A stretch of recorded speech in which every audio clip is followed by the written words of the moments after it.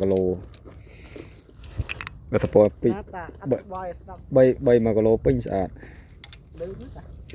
ជួយយាបងប្អូនអើយអូលេផ្លែចូលទៅក្នុងបាត់អីនោះបងប្អូននេះស្មាតយើងមិញកាត់បានមួយបានត្រីគេច្ដោការ៉េកាត់ហៅច្ដោការ៉េអាត្រីអានេះយើងបងប្អូនអីត្រីនេះអូថិតល្អប្រេះនេះចូលយកនេះវាមកវាស្រែនេះ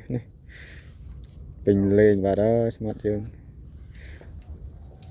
អូអាតកាប់ផុនតកាប់ខ្ញុំខ្លីនេះតកាប់នេះស្អាតនេះតកាប់ដែរមាត់វែងវាអត់នេះបងប្អូនមើលឆ្មាត់យើងក៏ដោះត្រីព្រោះទិញបើទិញយកអាតកាប់វែងដូចគិតនេះតកាប់វែងអញ្ចឹងវាស្រួលដោះទោះបីតែវាលេបទៅក្នុងមកជាក៏វាស្រួលដោះនេះបងប្អូនព្រោះមាត់វាវែងល្អបើដូចផុនខ្ញុំមាត់ខ្លីជួនកាលញុកដល់អាដៃនឹងជឿបក្នុងមាត់ត្រីនេះមុតទាំងនេះត្រីទៅ